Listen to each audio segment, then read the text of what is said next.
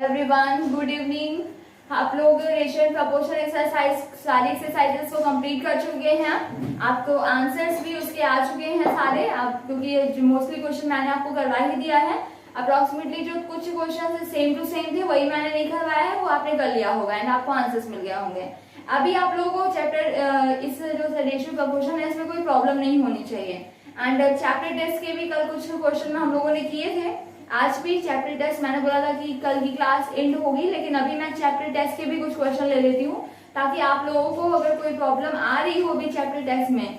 बाकी आप देख रहे हैं कि चैप्टर टेस्ट आपकी एक्सरसाइज से ही रिलेटेड होता है, आपने हर टाइप की क्वेश्चन एक्सरसाइज में पढ़ लिया है।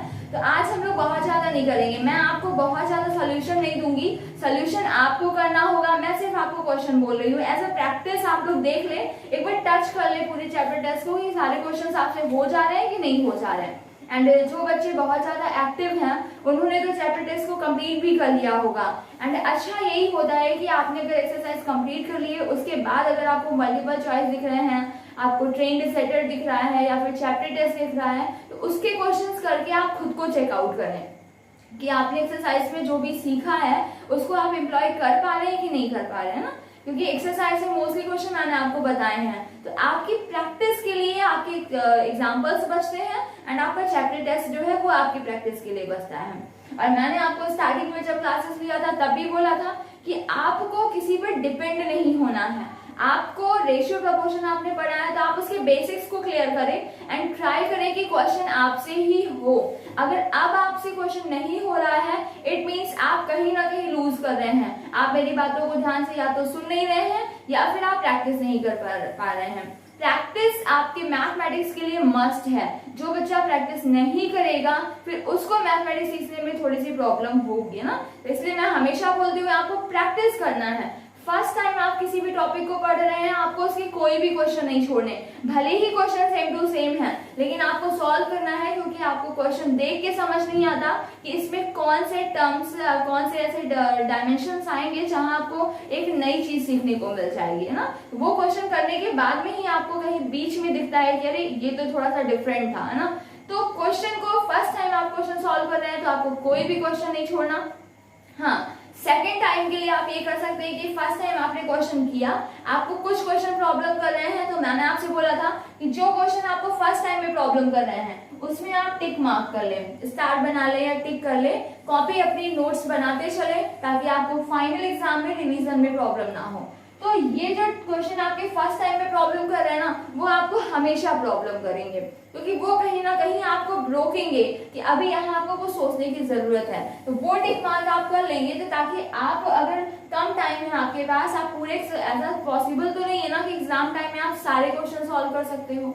तो आपको एग्जाम टाइम में क्या करना है, जिन क्वेश्चन में आप फंस रहे थे उन्हीं क्वेश्चन को आपको अच्छे से कर लेना है, उनकी प्रैक्टिस कर लेनी है ताकि आपके एग्जाम की प्रिपरेशन अच्छे से हो जाए, है ना। बाकी ये कोई नहीं कर पाता कि एग्जाम टाइम में सारे पूरी बुक वो सॉल्व कर पाए, ठीक है।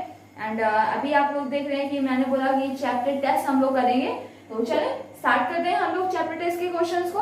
तो कुछ बहुत क्वेश्चन हम लोग ने कर लिया था जो बहुत इजी है आप करेंगे, जो इजी नहीं भी है वो भी आप ही करेंगे। मैं सिर्फ क्वेश्चन बोलूंगी, बाद में मैं आपके सॉल्यूशंस के लिए सॉल्यूशन दे दूंगी ताकि आप मैच कर लें, ठीक है। चलें, सबसे पहले चैप्टर टेस्ट आपकी जो 7 टॉपिक चल रहा है, आपका 7 चैप्टर चल रहा है, इसका क्या है ये चैप्टर टेस्ट। और आज से ये आपकी रेशियो प्रपोर्शन की लास्ट क्लास ना, अब ये आपका खत्म हो जाएगा। तो इसमें मैं सबसे पहले 4th क्वेश्चन देखती हूँ। मैंने बोला था हिंट है तो हिंट बिल्कुल भी मत देखें, पहले खुद से ट्राई करें कि आपसे हो रहा है कि नहीं, ठीक है। तो क्या क्वेश्चन कहता है, the ratio of the shorter sides of a right angled triangle is the ratio of shorter sides of a right angle triangle is 5:12। कह रहा है if the perimeter of the triangle is 360 centimeter, if the perimeter of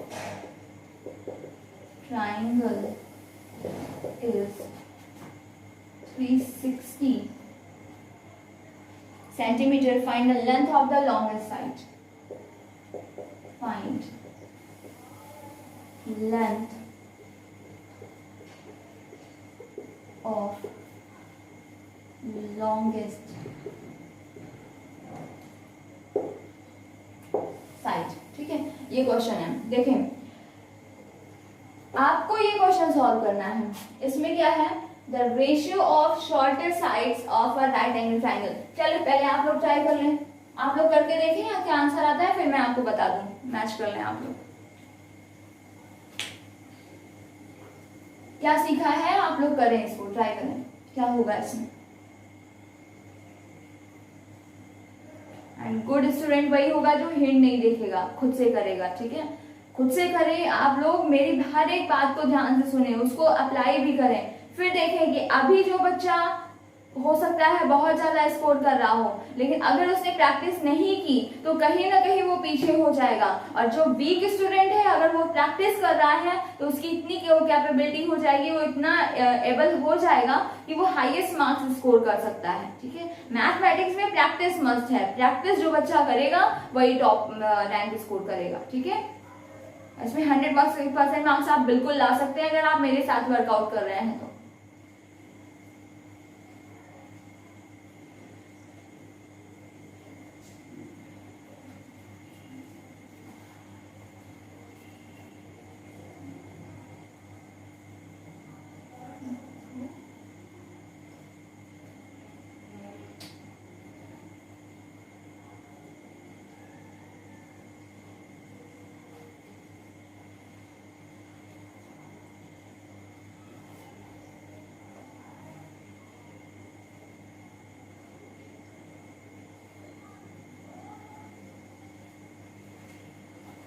ठीक है, तो अभी आप लोगों ने इसको कर लिया होगा. बहुत इजी सा क्वेश्चन था.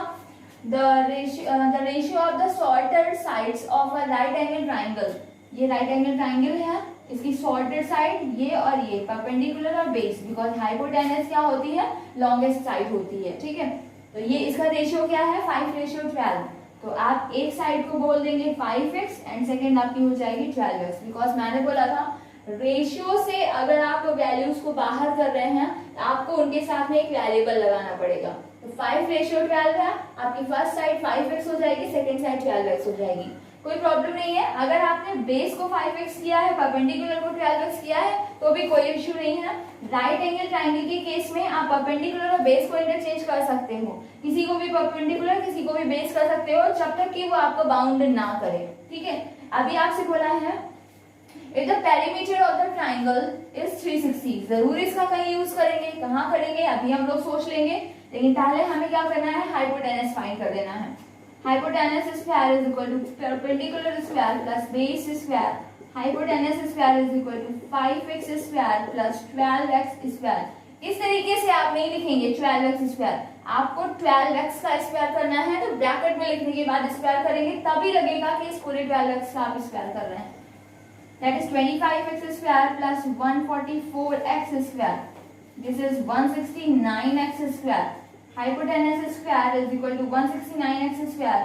Then hypotenuse is equal to root 169x square and hypotenuse is equal to 13x. आपको hypotenuse 13x मिल गया. अभी आपको क्या करना है, फाइंड द लॉन्गेस्ट साइड. आपको ये फाइंड करनी है. तो ये तो पता चल गई. प्रॉब्लम क्या है, सिर्फ x नहीं पता. x कैसे निकलेगा, जब इक्वेशन बनेगी. इक्वेशन कहाँ बनेगी, जो हमें पता है वही हम फाइंड करेंगे. हमें क्या पता है, पेरीमीटर पता है, हम पेरीमीटर फाइंड करेंगे. Perimeter is equal to 360 centimetre and perimeter perpendicular plus base plus hypotenuse is equal to 360 centimetre. Perpendicular is 5x plus base is 12x plus hypotenuse is 13x is equal to 360. This is 25. 30x is equal to 360. So x is equal to 360 upon 30. This is x is equal to 12. ठीक है, x आपको 12 मिलेगा. Then longest side is equal to hypotenuse, that is equal to 13x, that is equal to 13 into 12. 156, ठीक है, 156 centimetre आपको hypotenuse मिल रहा होगा। Hypotenuse क्योंकि किसी भी राइट एंगल ट्रायंगल में हाइपोटेनस ही लॉन्गेस्ट साइड होती है, तो ये आपको क्या मिल गया 156 सेंटीमीटर। चलें नेक्स्ट क्वेश्चन, थोड़ा स्पीड में करेंगे ना सब लोग ताकि मैक्सिमम क्वेश्चन हो जाए।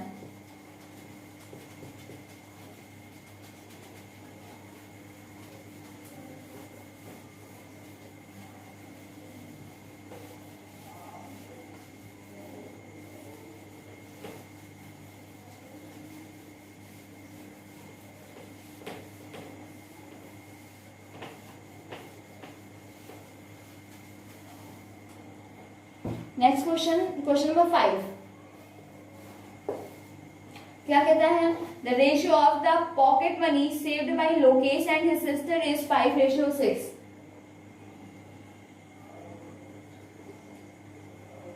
पॉकेट मनी मीन्स सेविंग, ये है पॉकेट मनी का रेशियो है 5:6। Lokesh and sister, Lokesh ratio sister का, if the sister saves 30 more, कह रहे how much money the brother should save in order to keep the ratio of their savings unchanged. Sister saves 30 more,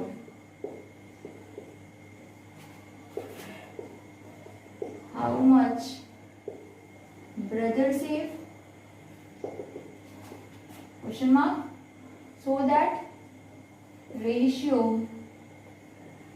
become unchanged। ठीक, करें फटाक से।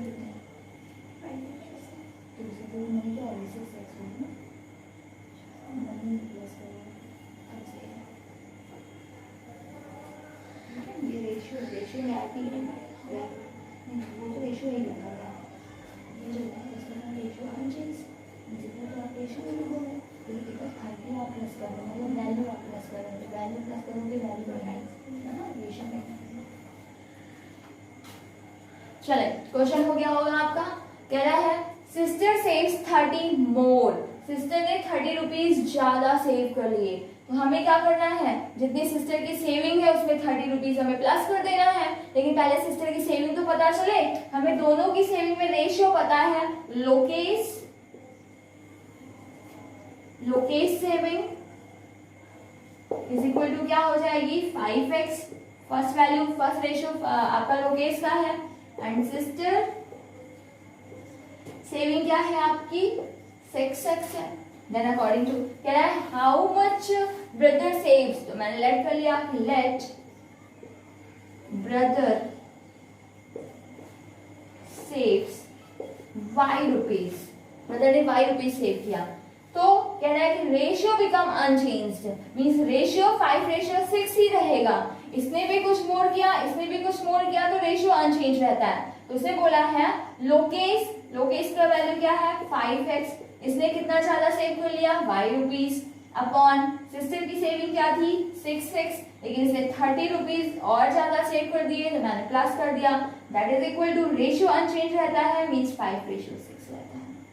ठीक है, mostly बच्चे प्रॉब्लम क्या करते हैं, वो ऐसा ही लिखेंगे 5/6 बोलेंगे 5 लोकेश का है, इसमें y ऐड कर दो, इसमें 30 ऐड कर दो, तो ये रॉन्ग हो जाएगा। आप 30 रुपीज ऐड करेंगे, 30 is rupees, but 5 and 6 are the elements of the ratio. Value को कभी भी रेशियो में आप ऐड नहीं करेंगे, रेशियो को वैल्यू में कन्वर्ट करेंगे। मैंने 5x 6x में कन्वर्ट किया, देन आप कुछ भी एडिशन अगर सब्ट्रैक्शन आप कर रहे हैं तब आप करेंगे। ओके, चलिए अभी इसको सॉल्व कर लेंगे। आपको आंसर मिल जाएगा 6 5 30x plus 6y that is equal to 30x plus 150। 30x cancel, 6y is equal to 150, so y is equal to 150 upon 6, 6 2s are 12, 6 5s are 30, means 25 rupees। जो ब्रदर है वो क्या कर रहा है, 25 रुपीज सेव कर रहा है। ठीक है, आई होप सभी बच्चों का आंसर आ गया होगा। ठीक है, बिल्कुल सभी के आंसर। अगर मैं आज 10 क्वेश्चन करवाऊंगी, उसमें से अगर 2-3 क्वेश्चन नहीं हो रहे हैं, बाकी हो जा रहे हैं, तो भी आप समझे कि आपने अच्छी प्रैक्टिस की है। लेकिन अगर उससे कम क्वेश्चन, आप लोग उससे ज्यादा क्वेश्चन नहीं कर पा रहे हैं, मीन्स अभी आपने प्रैक्टिस में कहीं लापरवाही की है, आपको और प्रैक्टिस की जरूरत है। ठीक है, चलिए next question.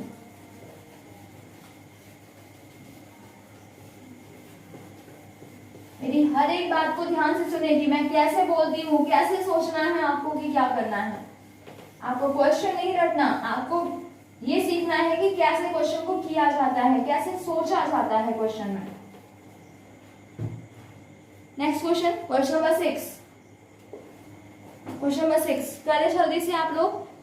In an examination, the number of those who pass and the number of those who fail were in the ratio 3:1. Pass ratio fail is equal to 3:1. Had 8 more appeared and 6 less passed. 8 more appeared and 6 less passed. अगर ऐसा होता है, the ratio of pass to fail would have been 2:1. इस case में pass ratio fail is equal to 2:1. Find the number of candidates who appeared. Candidates who appeared is equal to question mark. Solve करें, जल्दी से solve करें।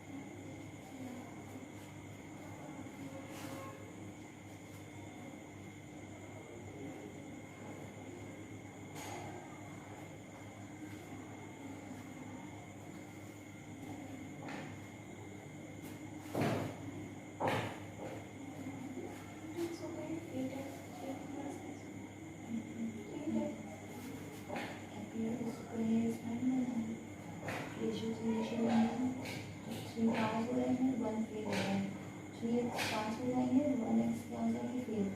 Total आपके इस candidates कितने हो जाएंगे 3x plus 1x plus 4x हो जाएंगे, कैलकुलेट करने की जरूरत नहीं।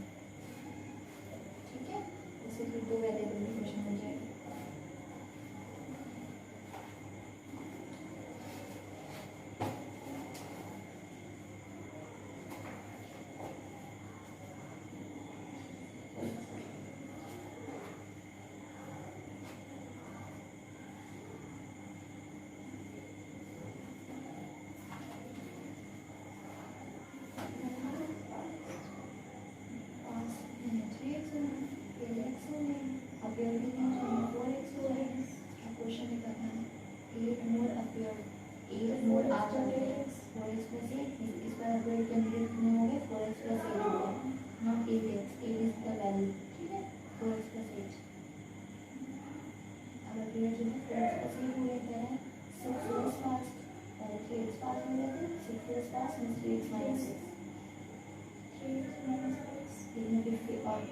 इस केस में पास फेल का रेशियो पता है, फेल कैंडिडेट अभी आपको नहीं पता चलेगा, इस अपीयर से इसको माइनस करेंगे तो फेल कैंडिडेट हो जाएगा, दोनों का रेशियो।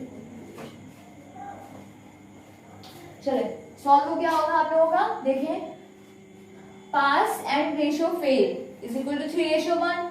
कह रहा है कैंडिडेट हु अपीयर्ड, कितने कैंडिडेट ने एग्जाम दिया, तो कैंडिडेट ने एग्जाम जो दिया वो कैसे निकलेगा, पास प्लस फेल, पास स्टूडेंट को एंड फेल स्टूडेंट को ऐड कर देंगे तो आपको क्या मिल जाएगा, कैंडिडेट्स हु अपीयर्ड। ठीक है, आप देख रहे हैं कि पास स्टूडेंट्स कितने हैं, रेशियो तो 3 है लेकिन स्टूडेंट कितने हो जाएंगे 3x, तो मैंने लिखा pass candidate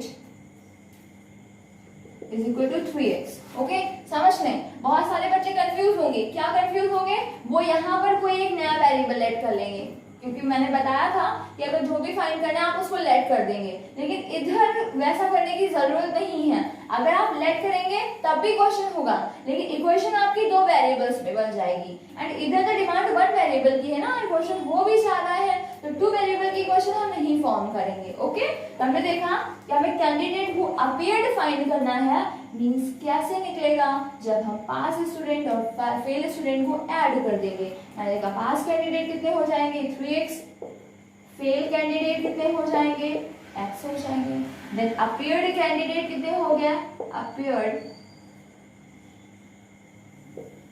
candidate is equal to 3x plus x, it means 4x. Then according to the question क्या बोला है इसने, इसे बोला 8 more appeared. Now appeared candidates are 4x plus 8. 8 more appear कर रहे हैं, 6 less pass. पास कैंडिडेट 6 लेस पास कर रहा है, पहले पास कितने कर रहे थे 3x, इस बार 6 कैंडिडेट कम पास कर रहे हैं। कह रहा है ratio become to ratio 1, ratio तो इन्होंने पास फेल में दिया, लेकिन इस केस में हमें पास कैंडिडेट पता है लेकिन अभी फेल कैंडिडेट तो फाइंड नहीं हो पाया, तो आप फेल कैंडिडेट फाइंड कर लें। फेल कैंडिडेट कैसे निकलेंगे, अपीयर्ड कैंडिडेट 4x plus 8, इसमें से पास कैंडिडेट को आप माइनस कर देंगे। ठीक है, आपका आंसर आ गया 4x plus 8 minus 3x plus 6, 4x minus x means x, 6 plus 8 means 14। ठीक है, x plus 14 ये आपका फेल है। Now you have a question, pass ratio fail is equal to 2:1, pass candidate 3x minus 6, fail candidate x plus 14 that is equal to 2:1, 3x minus 6 is equal to 2x plus 28, 3x minus 2x is equal to 28 plus 6 means आपका 34, so x is equal to 34। ठीक है, x की value आ गई क्या 34। आपको find क्या करना था, candidate who appeared, and appeared candidate कितने थे आपके 4x, इसलिए आंसर क्या हो जाएगा आपका 4 into 34 136। ठीक है, क्लियर है, तो ये इस तरीके से आप क्वेश्चन कर सकते थे। फिर से एक बार देख लें, पास रेशियो फेल आपको 3:1 था। आपसे बोला था कि कैंडिडेट्स को अपीयर्ड, कितने कैंडिडेट्स अपीयर कर रहे हैं आप फाइंड करें, तो आपने सोचा पास एंड फेल को ऐड कर देंगे तो अपीयर्ड कैंडिडेट हमें मिल जाएंगे। अभी 8 कंडीशन दी है, 8 more candidate appear, 8 more candidate appear कर रहे हैं, पहले 4x थे अभी 8 प्लस हो गया। 6 लेस पास हो रहे हैं, पहले 3x पास हो रहे थे, इस बार 6 लेस पास किए। रेशियो पास फेल का गिवन है लेकिन फेल कैंडिडेट नहीं पता, इसलिए अपीयर्ड कैंडिडेट से। अब देखें इस वाले अपीयर्ड कैंडिडेट से हमारा कोई मतलब नहीं है, हमें जो नई कंडीशन दी है हम इसका इक्वेशन बना रहे हैं, तो सारी वैल्यूज आपको इस इधर ही की यूज करनी है, पहले वाली नहीं यूज करनी है आपको, ठीक है। इस तरीके से आपने क्वेश्चन सॉल्व कर दिया। चलिए नेक्स्ट क्वेश्चन, क्वेश्चन नंबर 8।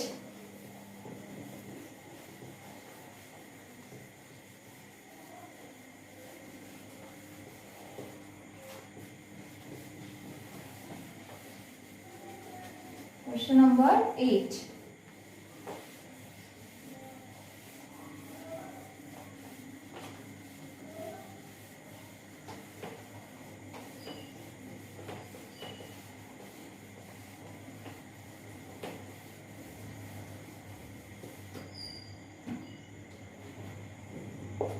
करी क्या है 8?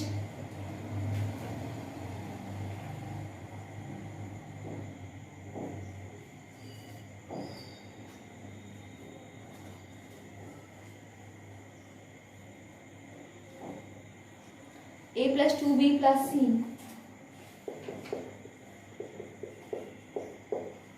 plus c, a minus c, a minus 2b plus c are in continued proportion. Continued proportion. क्या है? Prove that B is the mean proportion between A and C. To prove B is mean proportion between A and C. करें फटाक से।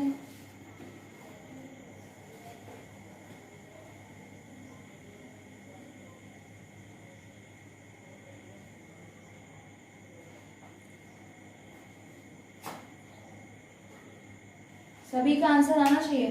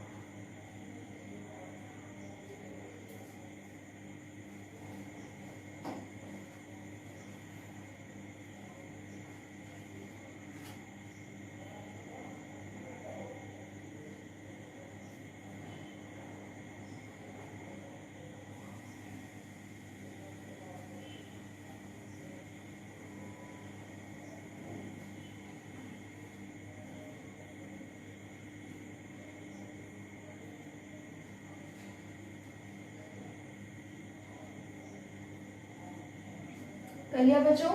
चले देखें कैसे करेंगे। कह रहा है to prove B is mean proportion between A and C. B is mean proportion between A and C. Means क्या प्रूव करना है हमें? B square is equal to AC. ठीक है, मीन प्रपोर्शन है, इट मीन्स ये आपसे कहना चाह रहा है कुछ इस तरीके से लिखा हुआ है। अब तीन ही वैल्यूज हैं तो ऑब्वियस है कि ये कॉन्टिन्यूअस प्रपोर्शन होगा, कुछ और हो नहीं सकता। हमें प्रूफ क्या करना है? B square is equal to AC। अगर ऐसा हमें मिल जाएगा तो हम बोल देंगे B is the mean proportion between A and C।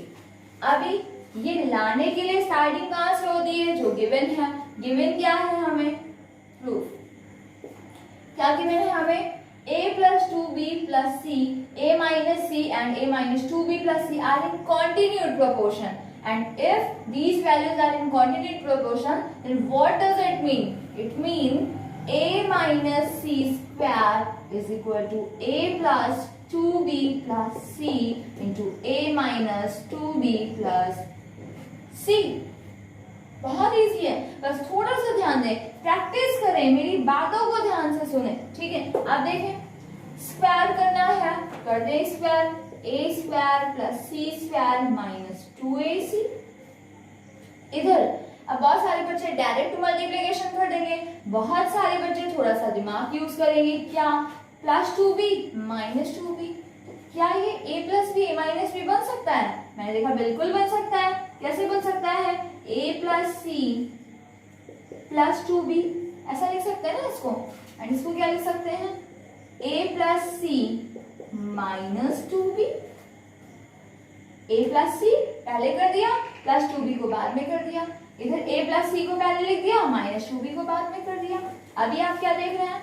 A square plus C square minus 2AC is equal to A, ये क्या हो गया आपका? A plus B A minus B क्या होता है? A square A plus C square minus B square. ठीक है, अभी आप इसको सॉल्व करेंगे। A square plus C square minus 2AC that is equal to A square plus C square plus 2AC and minus 2B square, it means 4B square. Okay, A square cancel, equal में cancel करने के लिए क्या होना चाहिए? Same sign. C square cancel, minus 2AC and plus 2AC। इसको इधर किया मैंने, क्या हो गया? माइनस का 4AC is equal to minus 4B square. Minus minus cancel, 4 से 4 cancel, B square is equal to AC proved. If B square is equal to AC, then you can say that P is mean proportion between A and C. Okay? Clear है ना? क्या करना था हमें? फिर से देख लें एक बार। सिंपली उसने बोला प्रूव। देखिए पहले ये देखें क्या प्रूफ करना है, क्या गिवन है, उसके बाद स्टार्ट करें। क्या प्रूफ करना है? B is mean proportion between A and C। इस तरीके से लिखा हुआ तो मिलेगा नहीं, जरूर इसमें कुछ करना होगा। इसका फॉर्म क्या है? तो मैंने कहा इसका form B square is equal to AC है। अगर ऐसा मिल जाएगा it means B is mean proportion between A and C। अभी क्या करें? ये कहां से आएगा? जो हमें गिवन है। गिवन क्या है? ये आपको गिवन है। क्या कह रहा है? Continued proportion. What is the equation form of the continued proportion? It means square of the mean is equal to product of the, आप product of the क्या हो जाएगा? एक्सटिंक्ट आप बोल सकते हैं, ठीक है, साइड वैल्यूज बोल सकती हैं। तो ये आपने मीन का स्क्वायर किया, साइड वैल्यूज को आपने मल्टीप्लाई कर दिया। ठीक है, बस सॉल्व कर दिया मैंने। आप चाहे तो डायरेक्ट मल्टीप्लाई, कोई इशू नहीं है। डायरेक्ट मल्टीप्लाई भी अगर बच्चों आपने किया है तो कोई प्रॉब्लम नहीं है, आंसर यही आएगा। बट इस डायरेक्ट मल्टीप्लाई में क्या होगा? मल्टीप्लिकेशन ज्यादा होगा। पहले आप A से मल्टीप्लाई करेंगे, फिर 2B से करेंगे, फिर C से करेंगे। एंड जब आप ज्यादा कैलकुलेशन बढ़ाते हैं, ज्यादा स्टेप बढ़ाते हैं, तो रॉन्ग होने की प्रोबेबिलिटीज भी बढ़ जाती हैं। तो ट्राई ये करें कि स्टेप्स कम रहे। आप कहीं पर कोई प्रॉपर्टी यूज कर सकते हैं तो वो डायरेक्ट हो जाएगा। अब ये डायरेक्ट कई सारे स्टेप को बंक करके आया है, और हो सकता है उन सारे स्टेप्स में आप एडिशन सब्ट्रैक्शन में कुछ गलती कर दें, है ना? तो इसलिए ये प्रॉपर्टी यूज करना आपके लिए बेनिफिशियल होगा। चलिए नेक्स्ट क्वेश्चन आते हैं। Question number 10। Question number 10th करना है आपको।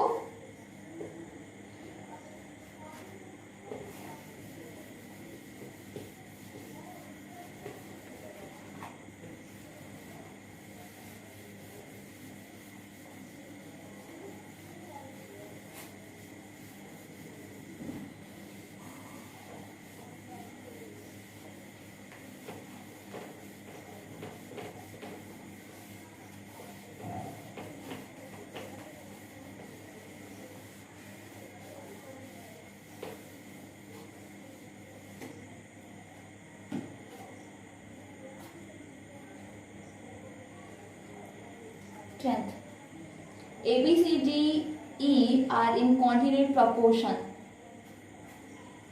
A, B, C, D, E are in continued proportion. कहना है prove that A ratio E is equal to A to the power 4 ratio B to the power 4. To prove A ratio E is equal to A to the power 4 ratio B to the power 4.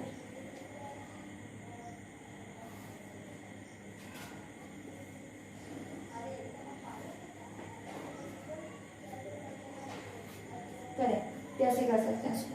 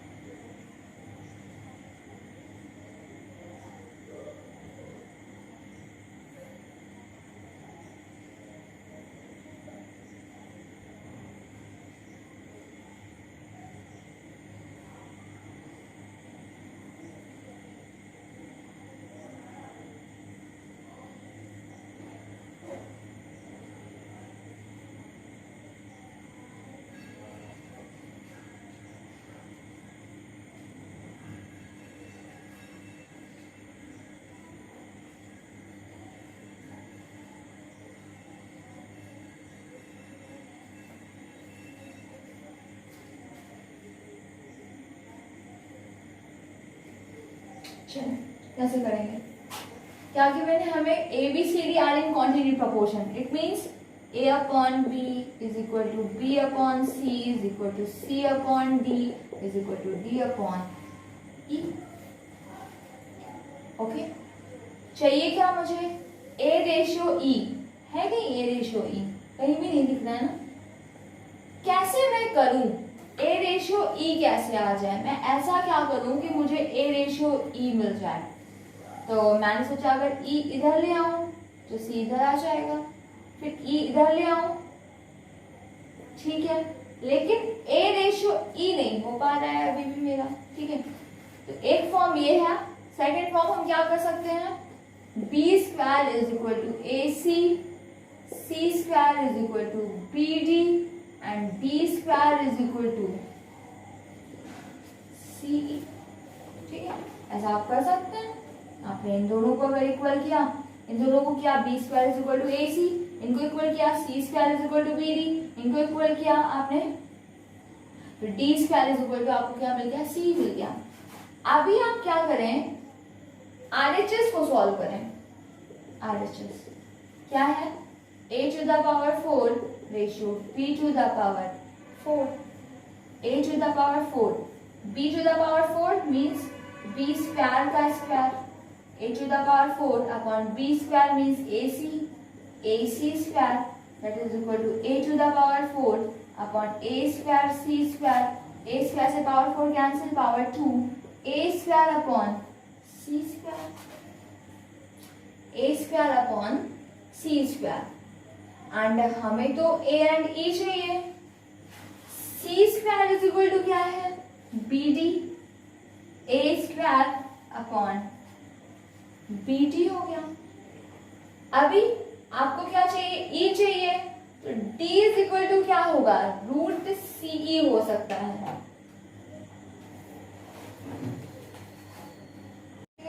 तो आपने ये किया, लेकिन इसमें तो आपका square आ रहा है।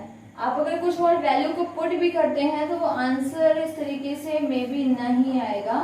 आप क्या करें, ऐसा ना करें,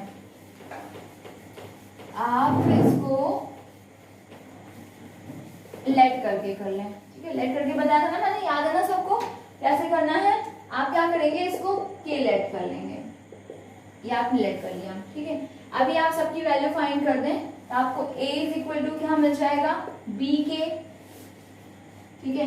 B इज इक्वल टू क्या मिल जाएगा, C K, and C is equal to क्या मिल जाएगा आपको, D K, and D is equal to आपको क्या मिल जाएगा, E के मिल जाएगा, ठीक है। अभी यहाँ पर आपने देखा A मीन्स है आपका B के, तो B K to the power 4 upon B to the power 4, it means B to the power 4 K to the power 4 upon B to the power 4, B to the power 4 B to the power 4 cancel, answer क्या आ गया, K to the power 4। अभी आपने LHS solve किया, LHS is equal to क्या है, A ratio E, ठीक है। A आपने पुट किया, A की वैल्यू क्या है आपकी, B K upon E is equal to क्या होगा, अगर आपने B के किया फिर देखें अपॉन E रहने दिया आपने, ठीक है। लेकिन अभी तो कैंसिल हो नहीं रहा है, फिर से आप कुछ रिप्लेस करेंगे, तो B इज इक्वल टू क्या है, C के इंटू के अपॉन E, ये क्या हो गया, C के स्क्वायर अपॉन E। अभी भी कैंसिल नहीं हो रहा, C को रिप्लेस करें, C इज इक्वल टू क्या है, D के, तो क्या हो जाएगा, D के इंटू के square upon E, it means D के क्यूब अपॉन E। अभी भी कैंसिल नहीं हुआ, अभी आपने देखा D इज इक्वल टू क्या है, E के, वो भी पुट कर दें, E K into K cube upon E, E से E cancel, K into K cube means क्या हो गया, K to the power 4। This is your LHS and this is your RHS, ठीक है। LHS is equal to RHS proved.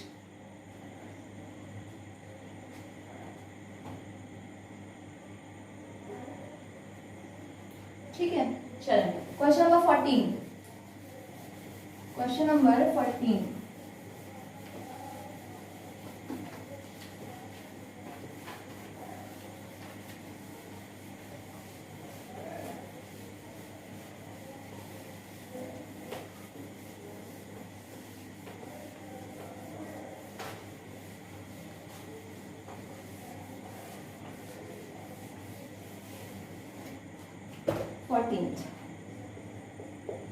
क्या कहता है 14, x upon A, y upon B, z upon C, x upon A is equal to y upon B is equal to z upon C. To prove, क्या prove करना है आपको, 3x cube minus 5y cube plus 4z cube, 3x cube minus 5y cube plus 4z cube upon 3a cube minus 5b cube, 3a³ minus 5b³ plus 4c³ that is equal to 3x minus 5y plus 4z, 3x minus 5y plus 4z upon 3a minus 5b, 3a minus 5b plus 4c³ चलें करें जल्दी से, क्या आएगा answer?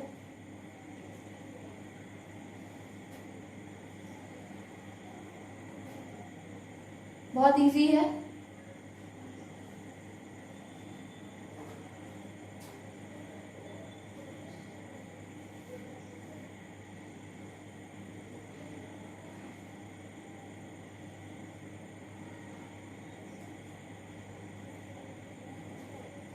इसको भी आप late करके ही करेंगे।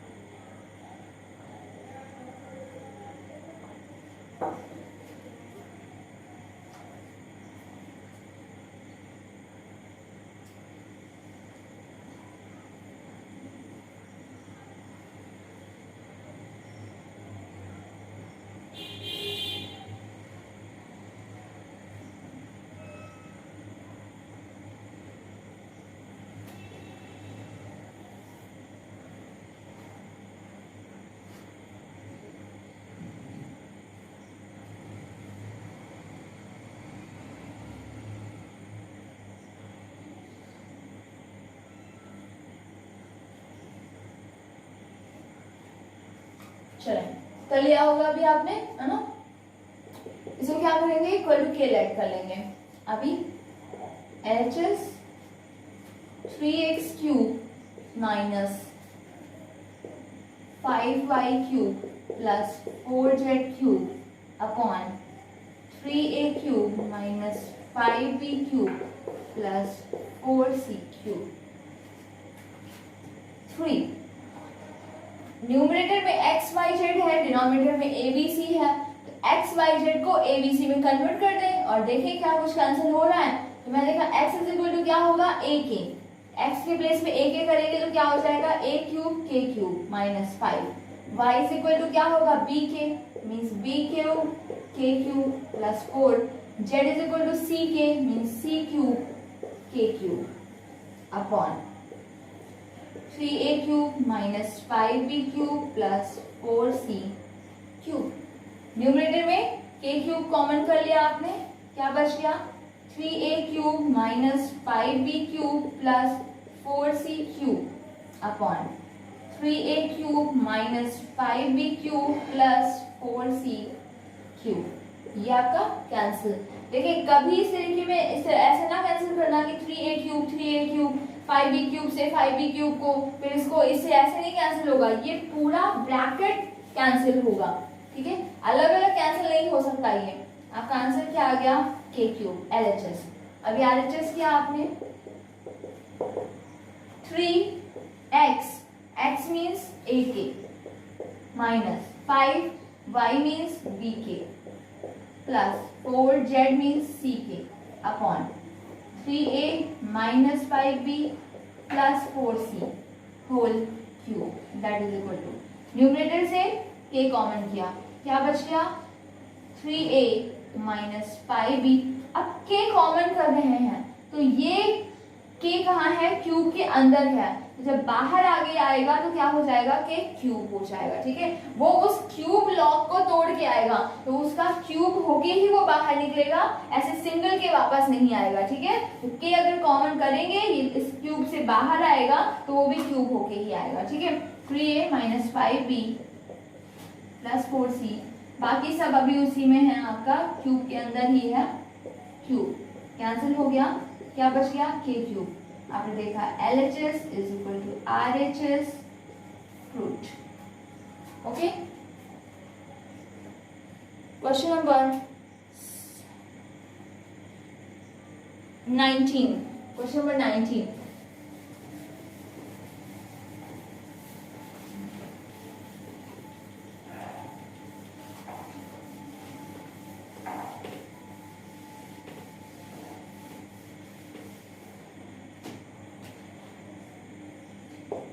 करना है आपको।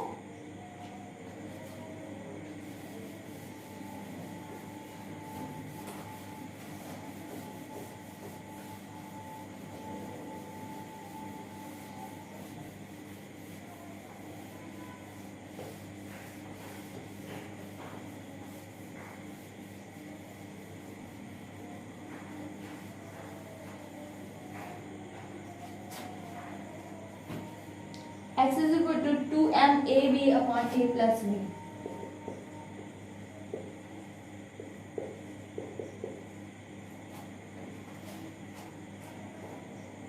Find x plus ma upon x minus ma।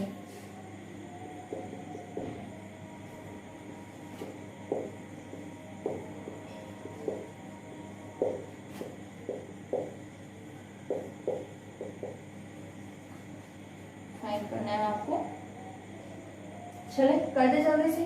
किया है इसके क्वेश्चंस आपने एक्सरसाइज में?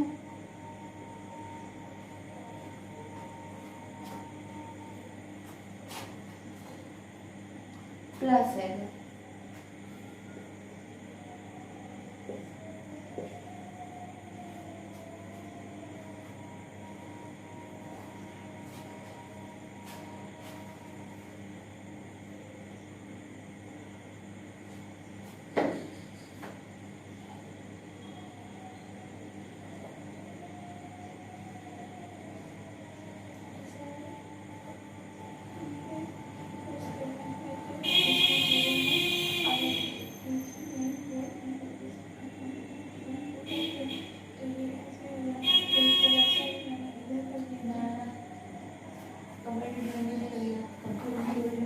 क्वेश्चन में लगता है इस एलएचएस और आरएचएस दोनों हैं, इसमें सिर्फ एक ही साइड है,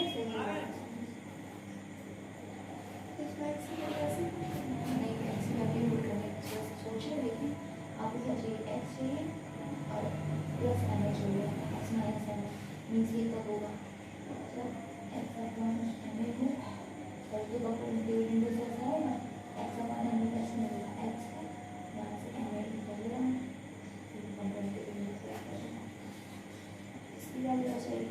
इसे कैसे यहाँ से स्टार्ट करोगे? इसमें एम ए को एक लगाओगे तो आपका ए बचेगा, उसको कर दो और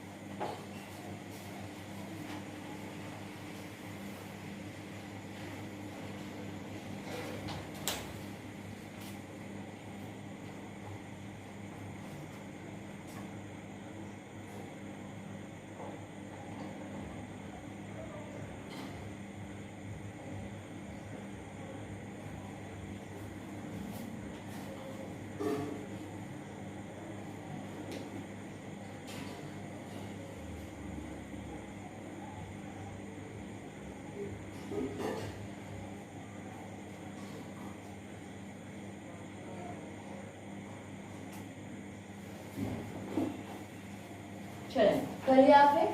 देखिए आपको अगर आप ऐसा सोच रहे हैं कि मैम ने कहा था फर्स्ट टर्म सेम है, सेकेंड टर्म सेम है, कंपोनेंट डिविडेंड अप्लाई कर दें, आप सोच रहे हो कि इसमें मैं कंपोनेंट डिविडेंड अप्लाई कर दूं, तो आप बिल्कुल गलत सोच रहे हैं। क्यों? क्योंकि कंपोनेंट और डिविडेंड हमेशा इक्वेशन में अप्लाई होता है। मींस आपका LHS भी हो, आपका RHS भी हो, तब आप कंपोनेंट और डिविडेंड LHS में यूज करेंगे तो RHS में भी वही आपको अप्लाई करना पड़ेगा। अगर यहाँ इक्वल होता तो फिर आप अप्लाई कर सकते थे, लेकिन अभी तो ये पूरा क्या है, सिर्फ एक ही साइड है, ठीक है, इक्वेशन नहीं है ये, ठीक है, इसलिए अभी इसमें आप कंपोनेंट और डिविडेंड यूज नहीं कर सकते। तो फिर क्या करें, मुझे फाइंड करना है x plus M A upon x minus M A. मैं देख रही हूँ कि अगर मुझे x अपॉन एम ए मिल जाए, मैं इसमें कंपोनेंट और डिविडेंड यूज कर दूंगी तो फिर हमें क्या होगा, अप्लाई हो जाएगा, तो फिर हमें x प्लस एम ए और x upon x minus M A मिल जाएगा, ठीक है। ये कैसे आए, इधर हमने देखा कि एम ए, ये एम ए है ना, एम ए को इधर आप लेफ्ट साइड में ट्रांसफर कर दें, M A is equal to क्या हो जाएगा, 2b upon a plus B. ये आपकी क्या है, इक्वेशन है, इसमें आप कंपोनेंट और डिविडेंड यूज कर सकते हैं।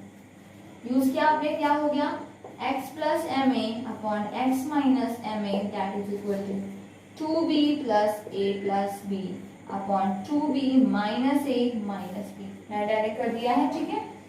x plus M A upon x minus M A is equal to 2b plus b means 3b plus a and 2b minus b means b minus a, ठीक है। आपको मिल गया x plus M A upon x minus M A. अभी x plus M B at X minus M B मिलना है, ठीक है। फिर से इधर ही आ जाए, इसमें फिर से आ जाए, इस बार इसको इक्वेशन फर्स्ट करके ड्रॉप कर दें, इसमें से इस बार एम बी को x की साइड में ट्रांसपोज कर दें, x upon M B is equal to क्या बच जाएगा, इस बार 2a upon a plus b। Using component और dividend x plus M B upon x minus mb that is equal to 2a plus a plus b upon 2a minus a minus b। x plus mb upon x minus mb that is equal to 2a plus a means 3a plus b upon a minus b, ठीक है। Equation 2 क्या दें आप, क्या adding equation 1 and 2 equations को add करेंगे, left side add हो जाएंगी, राइट साइड ऐड हो जाएंगी। आपको क्या मिल जाएगा, x plus M A upon x minus M A plus x plus M B upon x minus M B that is equal to क्या है ये, 3b plus a upon b minus a plus 3a plus b upon a minus b। आप क्या देख रहे हैं, denominator same है, problem बस इतनी है कि a आपका माइनस में है, इधर a प्लस में है, इधर b प्लस में है, इधर b माइनस में है। फिर क्या करें, आप इसमें से या फिर इसमें से किसी में माइनस कॉमन कर लें। आपने क्या किया, 3b plus a upon b minus a, इसमें से आपने क्या 3a प्लस b अपॉन, इसमें से आपने क्या किया, माइनस कॉमन कर दिया, माइनस कॉमन कर दिया तो क्या हो गया, b minus a, b plus में हो गया, a माइनस में। अभी क्या कर देंगे, 3b plus a upon b minus a, ये माइनस ये प्लस होके क्या हो गया, minus 3a plus b upon b minus a। Denominator same हो गया, एलसीएम लिया, b माइनस a, न्यूमरेटर को सब्ट्रैक्ट किया, 3b plus a minus 3a and minus b। देखें ये माइनस मिड में है, बीच में है, तो ये ना तो 3a का है और ना ही ये b का है, ठीक है। अब जब आप इसको कंबाइन करके एक साथ लिख रहे हैं तो आपको माइनस 3a में भी डिस्ट्रीब्यूट करना पड़ेगा एंड b को भी देना पड़ेगा आपको, ठीक है। तो अभी आपका 3b माइनस b आपका क्या बच गया, 2b, a minus 3a means आपका 2a upon b minus a, इसमें से 2 कॉमन किया, b minus a upon b minus a cancel हो गया, आपका आंसर क्या बच गया, 2, ठीक है। तो आपने ऐसे पहले भी क्वेश्चंस किए हैं एंड आपने देखा कि मोस्टली आपका आंसर 2 ही आया है, लास्ट में हर एक पार्ट में ही 2 आया है, ठीक है।